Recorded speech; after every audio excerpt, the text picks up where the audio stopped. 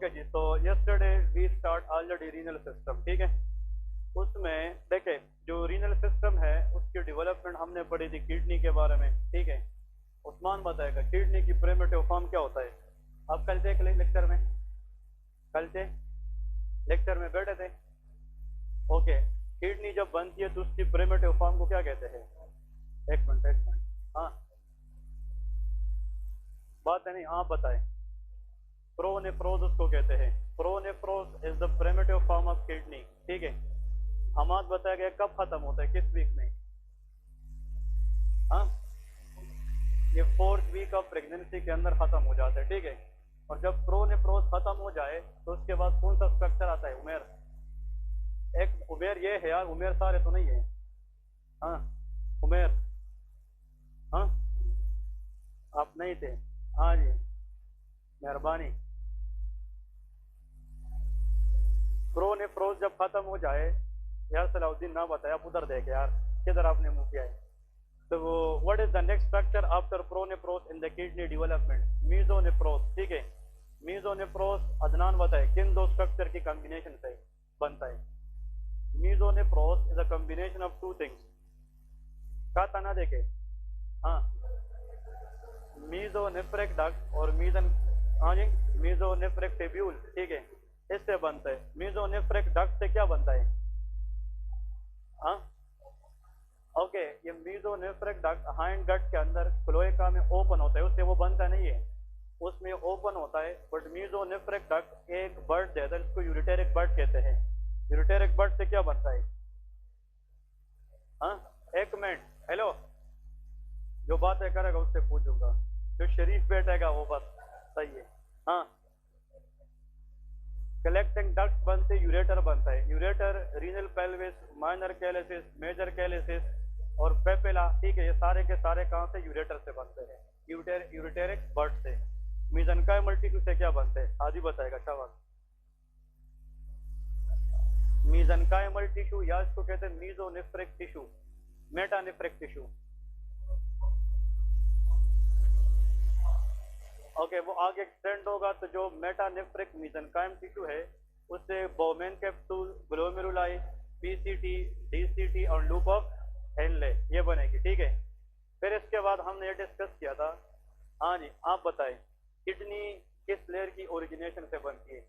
एम्ब्रियोलॉजिकली kidney कहाँ से बनती है, एक्टोडर्म, मीजोडर्म, कौन सी मीजोडर्म से, इंटरमीडिएट मीजोडर्म से। कहाँ से, इंटरमीडिएट। एसाक बताएगा किडनी जब इनिशियली बनती है तो किस एरिया से बनती है, लंबर से या सेक्रल से। सेक्रल एरिया जिसको पेल्विक एरिया कहते हैं, और before birth of the baby इससे ऊपर आना होता है कहाँ पे, लंबर एरिया।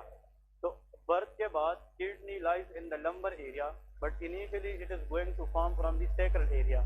तो सेक्रल एरिया से जिस तरह टेस्टिस एब्डोमेन में बनती है और बिफोर द बर्थ ये स्क्रोटम में जाती है, तो किडनी सेक्रल एरिया में बनती है, बट बिफोर द बर्थ ये असेंड अप हो जाती है किस एरिया में, लंबर एरिया में, ठीक है जी। हाँ आप बताएं पोर्टर सिंड्रोम का वजह क्या है, नहीं पढ़ा है, हाँ आप बताएं। हाँ उधर वजह नहीं है, हाँ हाँ what is the reason of Porter syndrome, हाँ डिक्रीज, वो तो उसका फीचर है, वजह क्या है। Okay, as far as renal, हाँ एजेनेसिस मीन, रीनल एजेनेसिस का मतलब कि this is the strongest factor for Porter syndrome, she is right, ठीक है। क्योंकि किडनी नहीं होगी तो there will be no urine, urine नहीं होगी ओलिगो हाइड्रोमनियोस होगी, ठीक है। उसमें pulmonary hypoplasia, twisted limb, twisted extremities आएगी, डिफेक्ट्स आएगी और इसमें किडनी एब्सेंट हो जाती है, ठीक है जी। पोर्टर सिंड्रोम इसकी लाइफ एक्सपेक्टेंसी अच्छी है कि बुरी होती है, शाबाश आप बताएं। लाइफ, हाँ लाइफ एक्सपेक्टेंसी पोर्टर सिंड्रोम के गुड है कि पुअर है, मतलब बच्चे की रहने की चांसेस पुअर है। अगर बच्चा मर सकता है पल्मोनरी प्रॉब्लम की वजह से, क्योंकि बच्चे की जो लंग्स है वो प्रॉपर नहीं बनी होती है। तो the common cause of death in porter syndrome is pulmonary hypoplasia, ठीक है।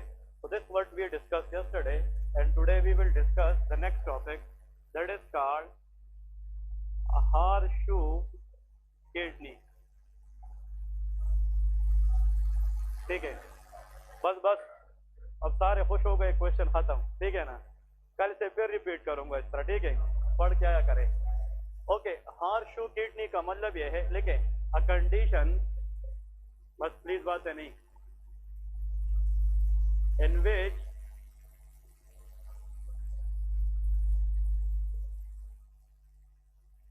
लोअर पोल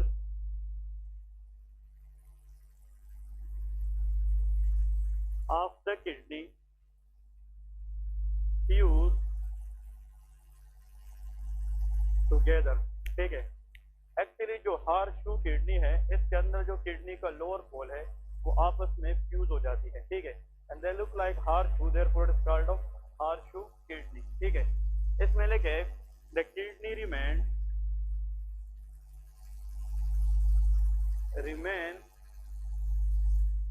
इन सैक्रल एरिया, ये कहां पे रह जाती है, sacral area, and does not reach to lumbar region. देखिए जब किडनी की लोअर पोल, ठीक है, आपस में जुड़ जाती है, फ्यूज हो जाती है, तो ये फिर वही जगह तक ही रह जाती है और इसका जो ऊपर जाना है वो खत्म हो जाता है। तो हार्शू किडनी के अंदर kidney remain in the sacral area but they can not ascend up into the lumbar region, ठीक है। नेक्स्ट इसमें लिखे important MCQs question, the structure which prevent its ascent movement, मतलब वो स्ट्रक्चर जो इस फ्यूज किडनी के दरमियान आ जाए, रास्ते में आ जाए और उसको ऊपर जाने से रोके, that is one of the artery which is inferior mesenteric artery. Clear है? Please this is the MCQs question, inferior mesenteric artery, and this is the artery which mainly supplies blood to the large intestine। ये किसको blood देती है? large intestine, which is known as IMA, inferior mesenteric artery। देखे जब sacral area के अंदर kidney आपस में नहीं जुड़े होते, वो अलग अलग होते, तो फिर इस तरह लेटरली ऊपर आती है और अपनी जगह पे आकर खत्म हो जाती है। लेकिन जब किडनी की लोअर पोल फ्यूज हो जाए तो उसको ऊपर जाने के लिए इस आर्टरी को गुजरना होता है, लेकिन ये आर्टरी किडनी को सैक्रल एरिया से कहां पे नहीं जाने देता? लंबर एरिया, तो फिर किडनी नीचे ही रह जाती है। तो अगर किडनी कोशिश करती है कि उससे ऊपर जाने और ये आर्टरी उसको जाने नहीं देगी, तो इस पे प्रेशर बढ़ेगा कि नहीं, इसकी वजह से इंफीरियर मेसेंटेरिक आर्टरी की कंट्रैक्शन हो सकती है और उसकी वजह से इस्कीमिया हो सकता है, ठीक है। और ये जो इंफीरियर मेसेंटेरिक आर्टरी है, ब्रांच ऑफ एब्डोमिनल एओर्टा, ये किसकी ब्रांच है? Branch of abdominal aorta at the level of L3, कहां से निकलता है? L3 लेवल से निकलता है। इसमें याद रखें these patients usually asymptomatic। देख इन लोगों में किडनी पूरी की पूरी बनी होती है, नेफ्रॉन भी ठीक होते हैं, लेकिन इसका जो किडनी है वो नॉर्मल जगह पे पहुंचती नहीं है। तो actually these patients usually asymptomatic but later in life increase chance of complication। इन लोगों को एज कम्पेयर टू नॉर्मल लोग इसकी कॉम्प्लिकेशन क्या होती है? ज्यादा होती है। तो chances of complication is increases. For example, हाँ जी, यूटीआई, इन लोगों में क्या होता है? बार बार यूटीआई, यूरिनरी ट्रैक्ट इन्फेक्शन, ठीक है। Number 2 that is called nephrolithiasis, formation of kidney stone. अगर किडनी के अंदर बार बार स्टोन बनते जाए तो उसको कहते हैं नेफ्रोलिथियसिस, ठीक है।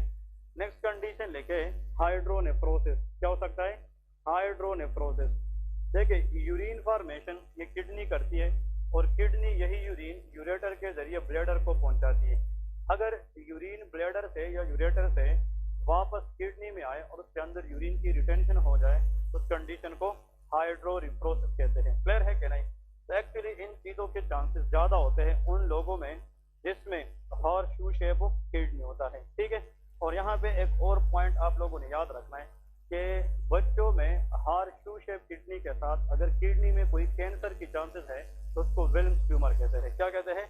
Wilms tumour. तो आप लोगों ने यहाँ पे याद रखना है कि विच ट्यूमर या which cancer of the kidney is more chances in horseshoe kidney? Answer is Wilms tumour. Wilms tumour का एक और नाम भी याद रखें, that is also known as nephroblastoma. इसका दूसरा नाम क्या है? नेफ्रोब्लास्टोमा, ठीक है। और आखिर में नोट में लेके नोट में हार्श शू शेप किडनी एसोसिएटेड। अब देखें पॉइंट टू बी रिमेंबर कि इसकी वजह से ये कंडीशन होती नहीं है, लेकिन इसके साथ ये क्या होता है, एसोसिएट होता है टर्नर सिंड्रोम। विच सिंड्रोम? Turner syndrome. ये एक 6 क्रोमोसोमल प्रॉब्लम है जो सिर्फ और सिर्फ फीमेल में होती है। किसमें? फीमेल। तो 6 chromosomal disorder which affecting the female is known as Turner syndrome. आप लोगों को पता है कि हर सेल के अंदर 46 नंबर ऑफ क्रोमोसोम होती है, which is 46XX, that should be female, 46XY is of male। अगर हम इसकी टाइपिंग कैरियोटाइपिंग 45X0 करें, 46 से एक को क्या करें, कम, और 2X की बजाय कितने ले जाए, एक। तो ऐसा क्रोमोसोमल अरेंजमेंट जिसमें एक क्रोमोसोम डिलीट हो जाए from XX and the remaining structure is 45X0 is called of Turner syndrome। Turner syndrome की जो फीमेल्स होती है उसमें नंबर 1 शॉर्ट स्टेचर, उन फीमेल की जो हाइट है वो शॉर्ट होती है, वेब नेक होती है, वाइड स्पेस ब्रेस्ट होती है, और एमिनोरिया। उन फीमेल के अंदर मेंस्ट्रुअल साइकिल नहीं होती, एमिनोरिया। तो कहने का मतलब ये है कि हार्श शू किडनी अगर मेल में हो जाए तो कोई क्रोमोसोमल एब्नॉर्मेलिटी उसके साथ एसोसिएट नहीं होती, लेकिन in case of female it is highly associated with which syndrome, Turner syndrome. ठीक है जी, ये क्वेश्चन में आ सकती है। अब क्वेश्चन में दो बातें याद रखें। नंबर 1, हार्श शू शेप किडनी के अंदर ऐसा कंडीशन जिसमें किडनी के लोअर पोल आपस में फ्यूज हो जाए और वो सेकल एरिया से ऊपर ना सके because of resistance to which artery, inferior mesenteric. ये बार बार क्वेश्चन में आता है। और this is the artery which supply blood to the large intestine and it is the direct branch of abdominal aorta। फिर नेक्स्ट एमसीक्यूज ये है कि हार्श शू शेप किडनी अगर किसी क्रोमोसोमल डिसऑर्डर के साथ एसोसिएट हो सकती है और फीमेल में, तो उसका नाम क्या है, टर्नर सिंड्रोम है। ठीक है जी, तो प्लीज ये इसके जनाब पॉइंट्स आप लोगों ने याद रखने हैं। एक रेयर कंडीशन होता है वो हम नहीं पढ़ेंगे because not came in the exam and not also seen in the patient usually, इसको कहते हैं multi dysplastic cystic kidney disease. वो हम आगे पढ़ेंगे, ऑटोसोमल किडनी डिजीज के साथ ही मैं डिस्कस करूंगा। तो अभी तक आप लोगों को किडनी की डेवलपमेंट एम्ब्रियोलॉजी पता होना चाहिए कि प्रोनेफ्रोस, फिर मीजोनेफ्रोस, फिर मेटानेफ्रोस। ठीक है, और फिर किडनी के साथ एसोसिएटेड हमारे पास दो कंडीशन हमने पढ़े हैं, पोर्टर सिंड्रोम या पोर्टर सीक्वेंस और हार्श शू किडनी। ये इसकी एम्ब्रियोलॉजी है मैंने। ठीक है, अब हम स्टार्ट करेंगे आज से फिजियोलॉजी ऑफ द किडनी की फिजियोलॉजी क्या है। तो उससे पहले हम सबसे पहले लेकिन नेफ्रॉन्स के बारे में डिस्कस करेंगे। व्हाट इज नेफ्रॉन, और नेफ्रॉन को समझना ही किडनी की फंक्शन है, क्योंकि kidney is made up of nephron. तो इसमें लिखे the structural functional unit of kidney, the structural and functional unit of kidney is called nephron. अगर मैं आप लोगों को बताऊं कि फर्स्ट स्टेट के अंदर सबसे गंदी सिस्टम अगर इन लोगों ने देखी है वो किडनी है, रीनल है, और ये बिल्कुल जो है ना इररिलेवेंट है। कभी इन लोगों ने कंसेप्ट यहाँ से उठाया, कभी वहां से उठाया है। किडनी का जो सिस्टम है ये फर्स्ट स्टेट के अंदर बिल्कुल सीक्वेंस से आउट है। क्लियर है कि नहीं? तो इसको इंशाल्लाह हम सीक्वेंस वाइज कवर करेंगे। The structure and function unit of kidney is called of nephron. Each kidney contain 1 to 1.2 millions of nephron। ठीक है, millions of nephron। अब देखिए हर किडनी के अंदर 1 से लेके 1.2 मिलियन क्या होते हैं, नेफ्रॉन्स होते हैं। अब नेक्स्ट इसमें पॉइंट में याद रखे पार्ट्स ऑफ नेफ्रॉन हम पढ़ेंगे कि नेफ्रॉन के पार्ट्स कौन कौन से हैं, what are the different parts of nephron. ठीक है, तो सिंपली यहाँ पे लेके फर्स्ट हम अगर बेसिक से स्टार्ट करें, the group of capillary present in Bowman capsule is called of glomeruli. एक को हम ग्लोमेरुलस कहते हैं और ज्यादा को ग्लोमेरुलाई। फिर जिस कैप्सूल के अंदर ये पड़े होते हैं उसका नाम बोमेन कैप्सूल है। अब इस कैप्सूल का दूसरा नाम ग्लोमेरुलर कैप्सूल भी है क्योंकि इसके अंदर ग्लोमेरुलाई होती है। नेक्स्ट लिखे PCT, stand for proximal convoluted tubule. ठीक है, नेक्स्ट लिखे लूप ऑफ हेनले। इसमें क्या आता है, लूप ऑफ हेनले। लेकिन जो लूप ऑफ हेनले है इसमें लेके thin descending limb, thin descending limb and thick ascending limb। ये इसलिए इम्पोर्टेंट है कि इस लिम्ब के अंदर डिफरेंट न्यूट्रिशन की रीअब्जॉर्प्शन होती है। We will discuss it. और यहाँ पे लूप डायूरेटिक्स का नाम सुना होगा, वो काम करते हैं। वी विल डिस्कस कि वो किस किस एरिया पे काम करते हैं। नेक्स्ट है DCT, डिस्टल कन्वोल्यूटेड ट्यूब्यूल, ठीक है। फिफ्थ के बाद 6 नंबर लेके कोलेक्टिंग डक्ट। इसके बाद क्या होता है? Collecting duct. जो DCT है इसको भी हम दो में डिवाइड करते हैं, early part of DCT and let part of DCT। Clear है? ये हम अलग पढ़ेंगे, early DCT and let DCT। अगर लिखना है तो इसके साथ लिखे कि अर्ली DCT और फिर इसके बाद जो इसका टर्मिनल पार्ट है तो उसको क्या कहेंगे? Let DCT। क्लियर है? नेक्स्ट लिखे कोलेक्टिंग डक्ट के बाद कोलेक्टिंग ट्यूब्यूल, फिर क्या होते हैं? कोलेक्टिंग ट्यूब्यूल, और फिर नेफ्रॉन खत्म हो जाता है। तो एक्चुअली ये हमारे पास जनाब क्या है? नेफ्रॉन्स की मेन पार्ट्स है। अब देखिए, अगर इसको हम डायग्रामेटिकली देखें, for example this is a Bowman capsule, ठीक है। इस बोमेन कैप्सूल के बाद ये क्या है? इट्स कॉल्ड PCT जहाँ पे खत्म होती है, ये जो ल्यूमेन है ये थोड़ा सा थिन हो जाता है और इस तरह नीचे की तरफ जाता है, ठीक है। और फिर जब ये इस तरह लूप लेता है, लूप, तो ये जब ऊपर की तरफ आता है फिर थोड़ा सा थिक हो जाता है। क्या हो जाता है?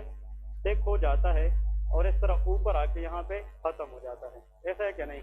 तो for example this typical structure of nephron. अब देखें, अगर इसको हम देखते हैं फॉर एग्जाम्पल, तो this is called Bowman capsule. BC stand for Bowman capsule. ये क्या है? PCT, proximal convoluted tubule. अब ये जो है this is thick descending limb. ये क्या है? Thick descending limb. और ये क्या है? Sorry, thin. ये क्या है? Thin descending limb. और ये थिक असेंडिंग लिम्ब है, थिक असेंडिंग लिम्ब। और ये ओवरऑल हमारे पास लूप ऑफ हेनले है। फिर दिस इज DCT और यहाँ पे collecting duct and collecting tubules होते हैं, ठीक है जी। अब ये नेफ्रॉन के डिफरेंट पार्ट्स हैं। अब यहाँ पे देखे छोटे छोटे वेसल्स इस कैप्सूल की तरफ आती है, that is called efferent arteriole. इसका नाम क्या है? Efferent arteriole. ये नाम सुना है कि नहीं? अब यहाँ पे ये जब एंड होती है तो यहाँ पे ग्लोमेरुलाई है। क्या है? ग्लोमेरुलाई। और फिर यहाँ से जब फिल्ट्रेशन होती है तो फिर यहाँ से जो छोटे छोटे वेसल निकलती है, that called off efferent arteriole. ये क्या होती है? Efferent arteriole. बात समझ गए क्या? नहीं। तो efferent arteriole and efferent arteriole, ये हमारे पास इसमें ए आता है, इसमें ई आता है। A for approaching toward glomeruli. ये जो एफेरेंट आर्टेरियोल है ये ग्लोमेरुलाई को ए मीन अप्रोच कर रहे हैं। और ये जो आर्टेरियोल है इसमें ई है, E for exit from glomeruli. ये ग्लोमेरुलाई से निकल रही है, ठीक है जी। ये हमारे पास जनाब इसकी बेसिक एक डायग्राम है नेफ्रॉन के बारे में। अब देखें, अगर हम कोई चीज़ खाए, फूड खाए, और वो फूड इंटेस्टाइन में जाए और इंटेस्टाइन से वो फूड पार्टिकल एब्जॉर्ब हो जाए ब्लड में, किसी भी फूड पार्टिकल का इंटेस्टाइन से ब्लड में जाना, इसको एब्जॉर्प्शन कहते हैं। क्या कहते हैं? एब्जॉर्प्शन। अगर वही चीज़ हम ब्लड के जरिए किडनी को दे दें, किडनी उसको फिल्टर करे, और वही सेम चीज़ किडनी से दोबारा ब्लड में आए तो उसको रीअब्जॉर्प्शन कहते हैं। क्या कहते हैं? रीअब्जॉर्प्शन। असल में जो किडनी है ये वांटेड सब्सटेंसेस को रीअब्जॉर्ब करती है और अनवांटेड सब्सटेंसेस को एक्सक्रीट करती है। इसको कहते हैं फिल्ट्रेशन मैकेनिज्म। तो क्या कहते हैं? फिल्ट्रेशन। हमारे पास एक प्रोडक्ट है, उसमें हमें वो चीज़ें भी जो बॉडी को चाहिए वो भी है, जो नहीं चाहिए। जो नहीं चाहिए उसको निकालना है, जो चाहिए उसको वापस रिटेन करना है, और वो किसका काम है? किडनी। और किडनी के अंदर मेन ये किसका काम है? नेफ्रॉन का काम है। कुछ चीज़ें यहाँ से रीअब्जॉर्ब होगी, कुछ यहाँ से होगी, कुछ यहाँ से होगी। We will discuss each and every part of nephron. कि हम डिस्कस करेंगे कि किस पार्ट से किस चीज़ की रीअब्जॉर्प्शन होती है। लेकिन एक MCQ याद रखें कि 100 में से 80% सब्सटेंसेस की रीअब्जॉर्प्शन ये PCT से होती है। कहाँ से होती है? PCT, proximal convoluted tubule. तो इसके नीचे एक MCQ 8 से लिख लें, साइट फॉर मैक्सिमम रीअब्जॉर्प्शन। ये क्या होता है? Site for maximum reabsorption round about 80% of the substances. 80% substances की रीअब्जॉर्प्शन ये कौन करता है? That is PCT। अब इसके बाद as far as we know this whole thing, अब आते हैं फंक्शन ऑफ किडनी के बारे में। कि हम तो ये रीअब्जॉर्प्शन को अलग डिस्कस करेंगे वन बाय वन, लेकिन इसके बाद लिखे फंक्शंस ऑफ किडनी, कि किडनी का काम क्या है।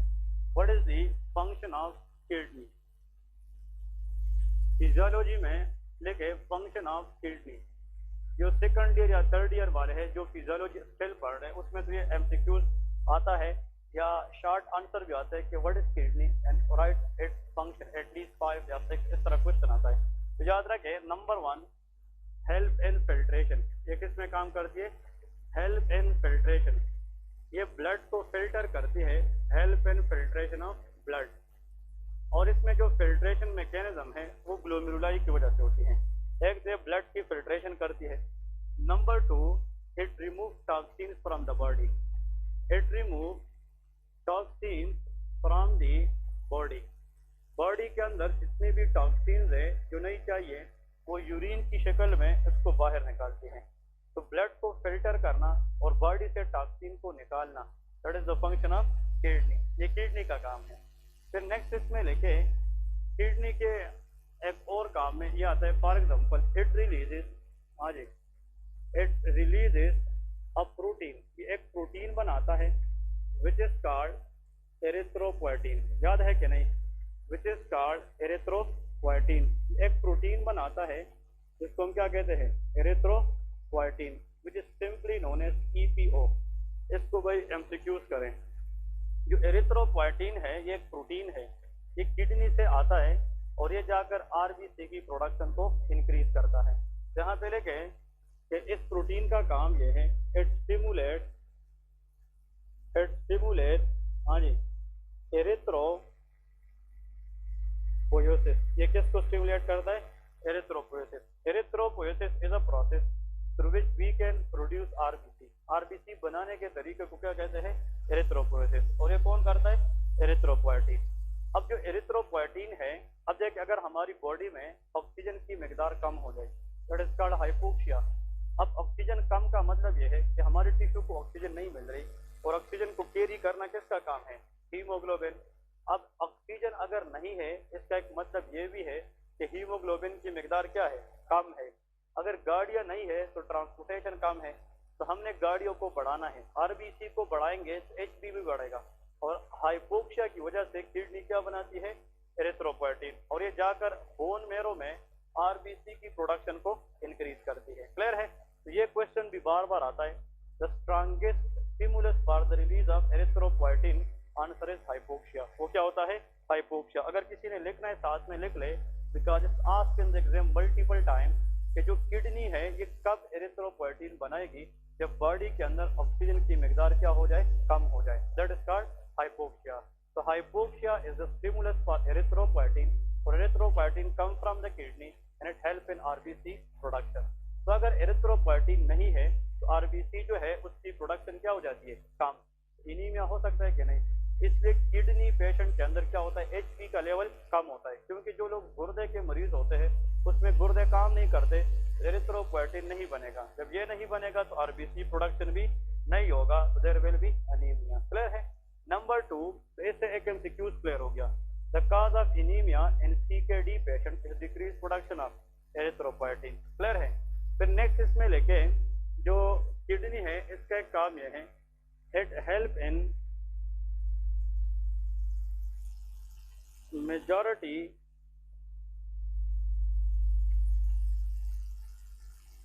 Substances reabsorption. ये किस में काम करती है?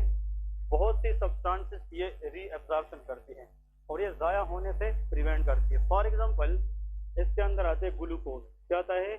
ग्लूकोज, अमाइनो एसिड, ठीक है, sodium, Na+ mean sodium, potassium etcetera. We will discuss one by one.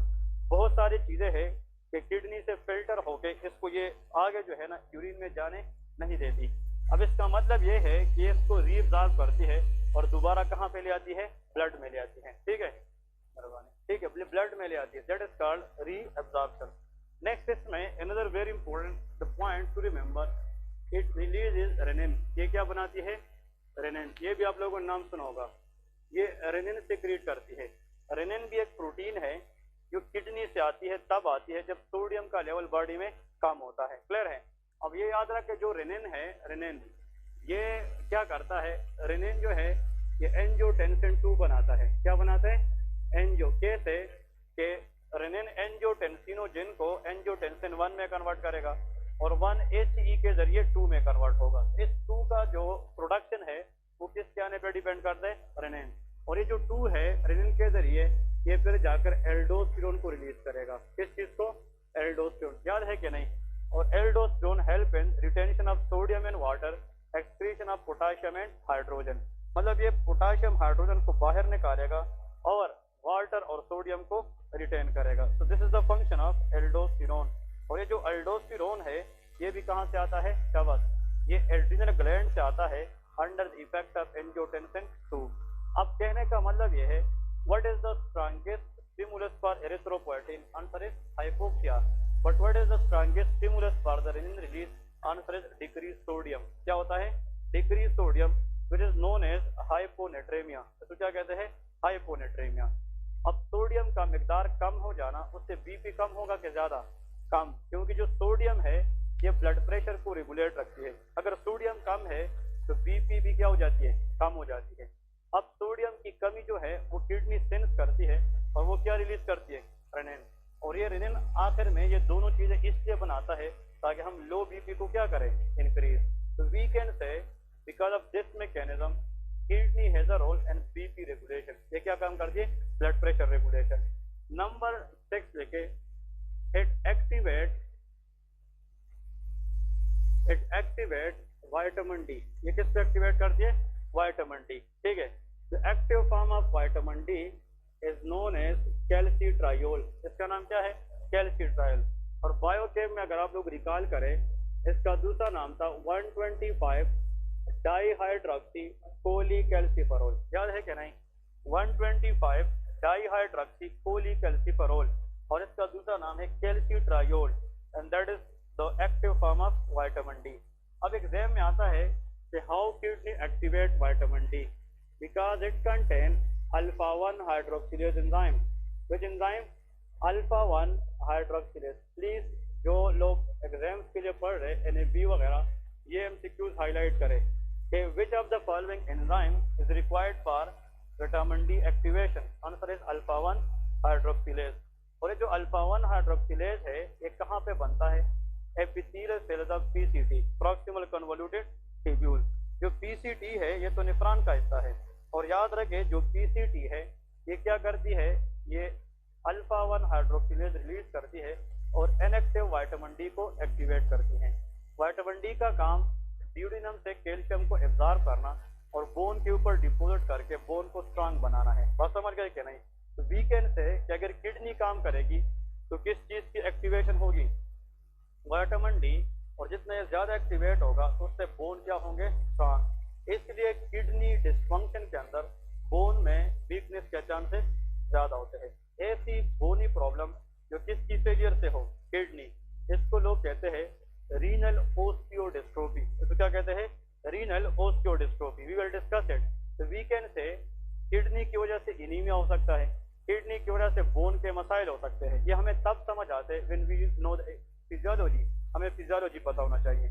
आखिर में 7 नंबर लेके, another is it releases prostaglandin. ये क्या रिलीज करती है? प्रोस्टाग्लैंडिन। अब ये जो प्रोस्टाग्लैंडिन है it is a chemical mediator. अब प्रोस्टाग्लैंडिन का काम ये है विच डायलेट एफरेंट आर्टीरियोल। ये किसको डायलेट करती है? Afferent arteriole. ये बहुत इंपॉर्टेंट है, विच dilate efferent arteriole.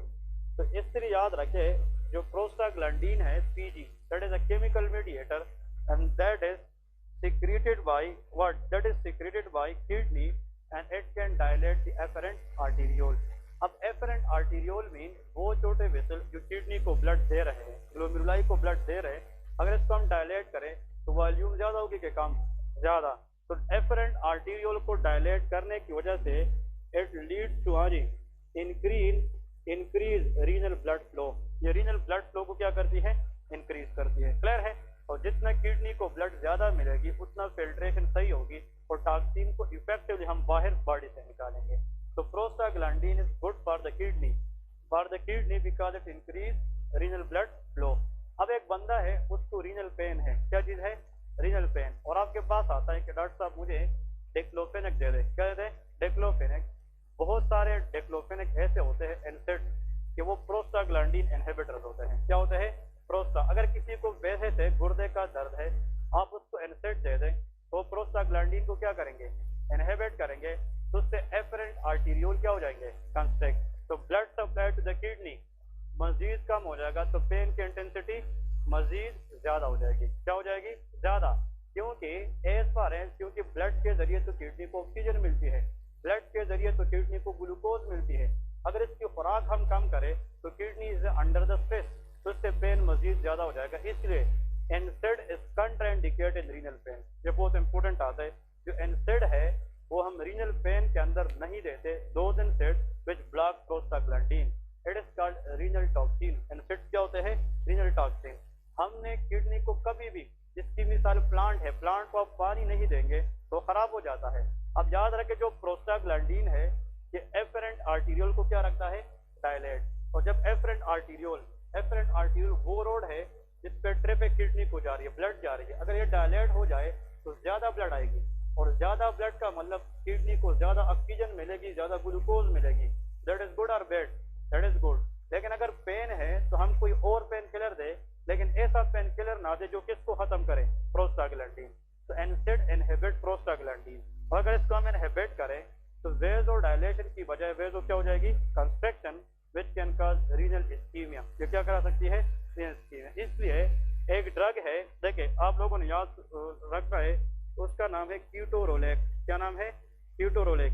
This ketorolac is not NSAID but it is a good diclofenac for renal pain. ये रीनल पेन के अंदर दिया जाता है, कीटोरोलेक के नाम से आता है, ठीक है, कीटोरोलेक। और अगर ये नहीं है तो एक और मेडिसिन आती है, ठीक है, which is also use for the renal pain. हाँ जी, कैप्सूल की शक्ल में आती है। आप लोग मतलब सिंपल वरीन का नाम सुना है कि नहीं? ये वरीन भी दे सकते हैं, वरीन कैप्सूल, ये भी आ सकते हैं। लेकिन ये सारे के सारे वो है जो प्रोस्टाग्लैंडिन पे मिनिमम इफेक्ट कराते हैं। इसलिए सारे के सारे जिस बंदे को गुर्दे का दर्द आ जाए, सब लोगों ने कैप्सूल वरीन लेना है 50 mg। कितना? 50 mg। उसी टाइम एक टैबलेट लेनी है और शाम को फिर लेनी है 2 दफा। उसी time as for pain is concern, उसी टाइम कैप्सूल वरीन 50 mg ले ले। और साथ में पेशेंट को आपने एक एंटीबायोटिक देनी है। फ्लूइड इनटेक का ज्यादा बताना है कि ज्यादा से ज्यादा पानी पिए। सेट्राल का नाम सुना है कि नहीं? ये सेट्राल का देते हैं। और क्रैनबेरी साश आती है वो देते हैं। ये जो क्रैनबेरी है ये यूरिन की एसिडिटी को खत्म कर देती है, इसको अल्कलाइन बनाती है, और एसिडिक एनवायरनमेंट के अंदर यूटीआई के चांसेस ज्यादा होते हैं। देखिए आजकल रोजे के दिनों में हमारी जो फ्लूइड इनटेक है वो कम हो जाती है। मतलब हम फ्लूइड इनटेक कम लेते हैं, तो when we pass urine it is mostly yellow in colour. ये येलो होते हैं और कभी कभार बर्निंग सेंसेशन देती है। इसका वजह यह है कि फ्लूइड इनटेक कम है, सल्यूट लेवल क्या है? ज्यादा है। तो कोशिश ये करनी है कि आफ्टर दी अफ्तारी कि आप लोग जितनी टाइम तक जाके रहें, कोशिश करें कि एपिसोड्स में पानी पिया करें। क्योंकि कहते हैं कि अगर आप लोग खाना ना खाएं लेकिन पानी कंटिन्यूसली पिए, ठीक है, that will be help you in the day. Clear है कि नहीं? एपिसोड में आधे घंटे के बाद 2 सिप्स ले ले, फिर आधे घंटे के बाद 2 सिप्स ले ले, लेकिन कम अज कम सोने तक मुझे पता है कि मेजॉरिटी लोग शहरी तक नहीं सोते, लेकिन फिर भी सोने तक जो आप लोगों की फ्लूइड इनटेक की अफ्तारी के बाद वो 12 से 14 गिलास होने चाहिए। क्लियर है कि नहीं? ऐसा नहीं कि जैसे अफ्तारी का टाइम तो 6 गिलास एक दफा पी ले। अब 6 दफा गिलास पीने के बाद बंदा तरावी पढ़ने का काबिल नहीं होता। ऐसा होता है कि नहीं? आप कम पिया करें लेकिन एपिसोड में पिया करें, ठीक है जी। ये बहुत इफेक्टिव है कीटोरोलेक। इसका हाँ इस तरह कुछ है, लेकिन मुझे अभी एग्जैक्ट नहीं याद है, लेकिन ये बहुत दिक्कत है। क्या लगाते हैं? यही है कीटोरोलेक से। हाँ जी, ये किंग्स मार्जर यही है, ठीक है ना? ओके जी, तो ये हमारे पास मेन पॉइंट थे। अब यहाँ पे देखे another very important point that is लिखे। हाँ जी, नेक्स्ट इज ANP। बात है नहीं? ठीक है ना? नेक्स्ट इज ANP, ठीक है ना? हाँ, जिनका विचारों का एक सीट है, ठीक है ना, और मसला ज्यादा क्रिएट करते, ठीक है। ANP का मतलब यह है कि एट्रियल नाइट्रीयूरेटिक पेप्टाइड, ठीक है ना? एट्रियल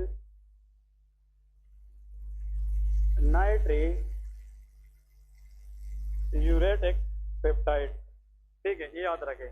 एट्रियल नाइट्रीयूरेटिक पेप्टाइड, इसमें लिखे इट रिलीजेस when